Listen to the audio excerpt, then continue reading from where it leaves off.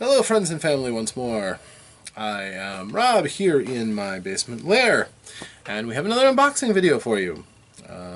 Another Kickstarter. Yes indeed, surprise surprise. However, as of late, Steve Jackson Games has been turning to Kickstarter to drum up support for their releases. Personally, I think that's subverting the nature of Kickstarter for their own interests. Kickstarter always used to be about dreamers selling a dream and trying to get people excited to rally around it and offer up the money to help. It wasn't seen as an outlet for merchants to go and get some buzz going for their latest big release. But it gives me alerts to the next thing something new comes out, and well, this one tickles two of my personal little addictions. So let's introduce together, shall we?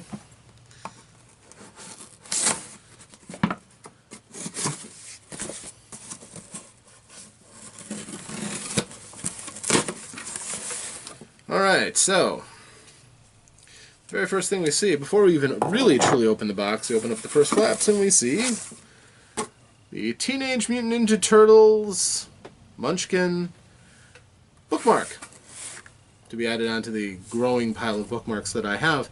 The official Munchkin Teenage Mutant Ninja Turtles bookmark of Saving Your Shell. Rules. You may use this bookmark in any game of Munchkin Teenage Mutant Ninja Turtles or any other Munchkin set. It may be used during any combat on your turn. You may use only one bookmark of any kind per game unless you change sex. Then you can use another one. But you can't use more than two no matter what. Show everyone the bookmark so that they can say it's what you see it's what you say it is, and that has not already been crumpled up.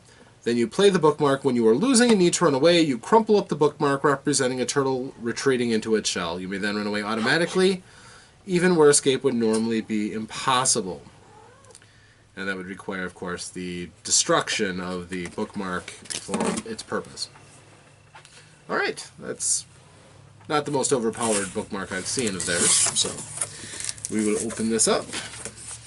The box itself is suspiciously close to the size of a deluxe Munchkin box set, and there's a good reason for that, because it is the box set with art. If it was not actually done by them, it looks quite similar to the art from the original Eastman and Laird Teenage Mutant Ninja Turtles comic art, which is a teaser to their original comic art that really started the whole thing. The comic, I don't think, got nearly as popular as all the other stuff that came out for the Turtles, the toys, the cartoons, and finally the movies.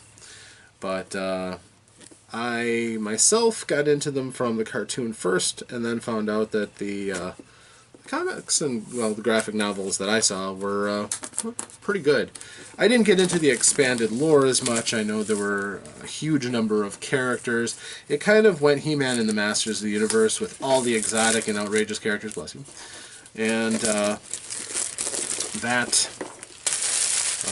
certainly was an interesting addition to the whole thing. This is the Nickelodeon Munchkin Teenage Mutant Ninja Turtles Deluxe Ultimate. I'm guessing Nickelodeon must have bought all the rights to the Teenage Mutant Ninja Turtles, and this was developed by IDW Games, I think. Well, it's based on Steve Jackson's Munchkin, so they must have done the legwork for it. Quite honestly, Munchkin is fairly formulaic. I could create a Munchkin set for just about anything. You just have to know how the balance of the cards rolls out, and it wouldn't be terribly difficult. So we have the box's rules, and another little bookmark. Again, you may use this, and it's basically the same thing as the larger promotional bookmark. Crumple it up and you get to escape a combat. So you might think, oh, you can use one and save the other. I don't use bookmarks.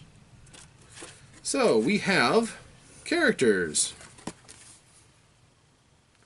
We have April and Donatello and Casey Jones and Michelangelo and Leonardo and Raphael. These are cut out, pop out figures. Not all to scale. Casey was pretty big, but and then we have, oh dear, we have some of the extended characters. And I'll be honest with you, I don't recognize many of them. As I recognize USAGI Yojimbo, the samurai rabbit, but the cast they ended up coming with got just, there's the mutant pigeon, and I think this is, his name is Slash, I think, the really mutant turtle. I honestly don't know who the other characters are. I think that I seem to remember the Kickstarter. His name is Pigeon Pete. I don't recognize the guy with a pair of sticks. I have no idea what that thing is. I don't know. I'll have to find this out as we go. So, from what I saw from the Kickstarter, this follows along the same path that Munchkin does for the X-Men series, wherein you have a certain amount of abilities, and then you start off with powers in the beginning, and then you add on to that as you play, getting all your stuff. This is the deluxe board. Again, adding a nice little element to playing Munchkin. You can track your character's progress as you go along. And these are the character cards, because you are not just playing as a generic Munchkin, you are actually playing as one of the Teenage Mutant Ninja Turtles and friends. So, no matter how bizarre those characters were that we saw, and honestly, how much more bizarre can you get than Teenage Mutant Ninja Turtles already, but those should all have been heroes, and these are the characters for them. So if I can just open this up.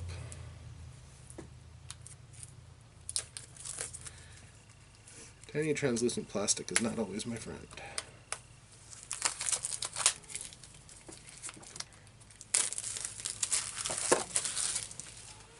Also note, I am going to Gamehole Con and bringing a lot of Munchkin with me.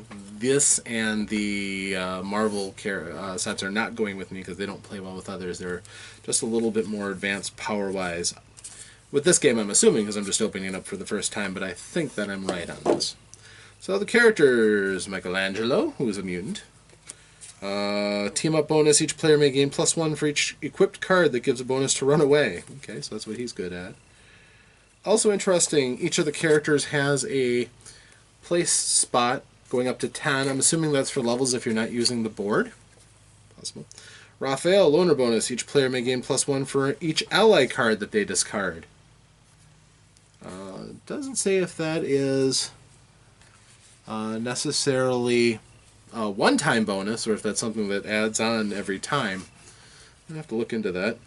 Donatello's team-up bonus. You may draw door cards instead of treasure as a reward. Another thing I like about this is that they're black and white pictures except for the red of their masks. Back in the original iteration of the Turtles, they all had red masks. Later on for the cartoon, so that they'd be easier to differentiate, they gave them all different colored masks. Leonardo's team-up bonus. Each player may gain +1 for each kata equipped. So, again, I do like the art. I like the old Eastman Lair stuff. Pigeon Pete, mutant. Team-up bonus. You may draw the top 2 cards in the treasure discard pile. Keep one and discard the other. I'm guessing this is when you work with other people, encouraging competition. Certainly in a way that the Avengers games did not. Slash, team-up bonus. You are immune to any traps played in this combat. If Slash is brought out as a monster in combat, add your level and hand item bonus to his difficulty. Ooh, nasty. You cannot participate in this combat and must try to run away if possible. Ow. So that's Slash. It sounds like he's a character and a monster. Interesting. Miyamoto... Oh. That's not Usagi Yojimbo. It's Miyamoto Usagi. If you have a hand item equipped, gain +4. Samurai Rabbit. Still pretty awesome. He's a mutant, but I think he comes from another land. I don't think he's really technically a mutant. He's an anthropomorphic rabbit, but it works. Pepperoni, the mutant. Your combat strength this combat becomes equal to the player with the highest combat strength. So when you team up, you get a boost equal to the person with the next greatest strength. I wish I knew what that was. I'm going to have to do some research into what pepperoni is. Stranger Splinter. Mutant. You may reveal a hand item from your hand this combat and gain its bonuses. Well, that's certainly Stranger. It's not the rat mutant that I'm familiar with. I don't know. I'm guessing the comic went into some strange places. April O'Neil, before treasure is awarded, look at the top 3 treasure cards. You may return them to the deck in any order or discard him. This is a very pretty version of April. She hasn't always been given a lot of justice in the comics. The first time, actually, she was in the graphic novel, she was kind of, kind of frumpy. Not, drawn. April's rarely drawn as pinup art, but, she's just pretty in there, not, knockout gorgeous or anything. Casey Jones, who pretty much always looks the same in every one, except for the movie. Each player may discard cards to get an additional bonus equal to the card's combat strength. So double your bonuses. So that's him. And then we have different versions of the turtles themselves. Okay. With different abilities, too.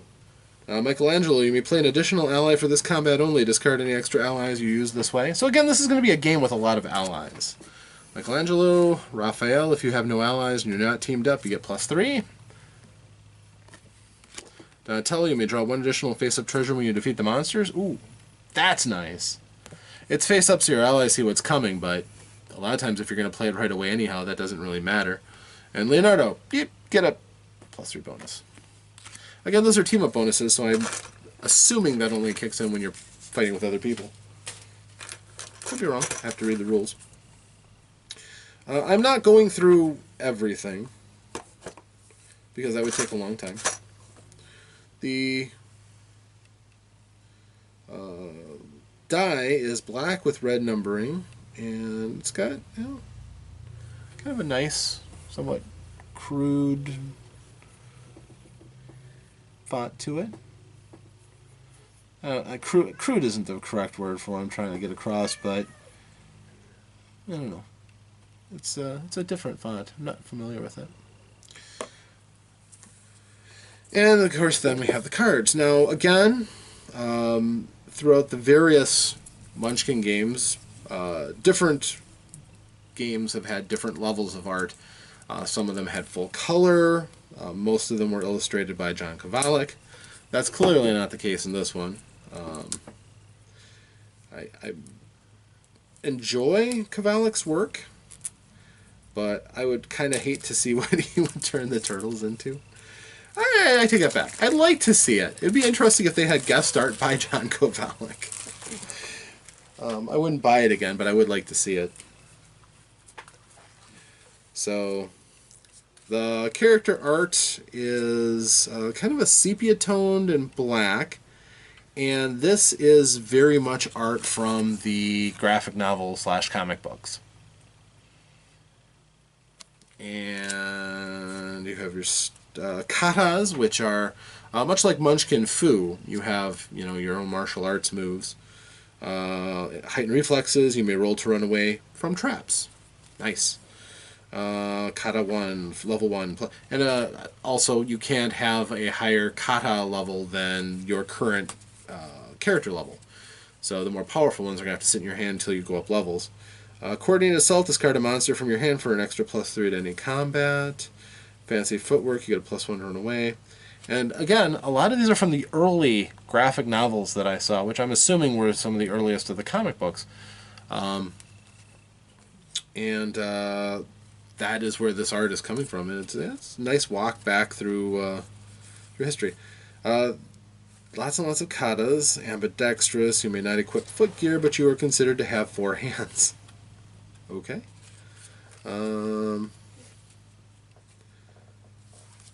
Level 1. So, and then you have the monsters. I'm really hoping level 20 is Shredder. He's kind of the iconic villain, isn't he? And he is. Level 20 Shredder. When Shredder enters combat, all players must discard their allies. Nasty. All players, by the way, not just the people in the combat. And one-shots may not be played to aid the players. Will not pursue anyone at level 5 or below that can automatically run away. Yeah. Bad stuff is discard all the cards in your hand and lose a level for each card discarded. Oh. This is not a game where your characters die, apparently. If that's a rule they've taken out now, they did it. Level 18 is Technodrome. Or Krang. And again, this is the there's always been a lot of weirdness with aliens and things. This eventually turned into a roughly 9-foot tall, tubby, bald android body for the brain-like Krangs. But yeah, his original suit was pretty artificial looking. Leatherhead. They have a lot of enemies that people who have played the game will be familiar with, certainly. And then you have level 16, Slash. Players may not use one-shots to aid either side in this combat. Bad stuff is lose all Kata's allies and stances. So one of the playable characters is also a monster. Be interesting to see if you're playing him and you drew him. That'd be difficult. And again, I see a lot of characters that I don't recognize because I didn't go that far into the comics beyond the first 4 graphic novels. And I saw the 80s cartoon. There's not a lot of references to that. I also would expect to see, though, the Mousers. The Krang was... Well, Rocksteady and Bebop are in there. Excellent. They're level 10 bad guys, which is appropriate. Tough mutants. Even if they are kind of comical in the cartoons. And yeah, there's a lot of the hand characters I don't recognize. They must have had some characters who had more personality in the enemy forces. I don't see any of the Triceratons, which, again, turtles went into space and different dimensions. It was an interesting series, certainly. Dragon Gang, Foot Squad. Mouser Squad. Yes, they're Mousers. Nasty little creatures. And those made it into the comics, or the cartoons as well. So, yeah, all kinds of fun stuff. Traps and one-shots. Free pizza, use any time. Draw 2 treasures. If you are Michelangelo, draw an additional treasure. So there's going to be a couple that are going to hearken to individual characters, which is something that we saw in the X-Men series as well.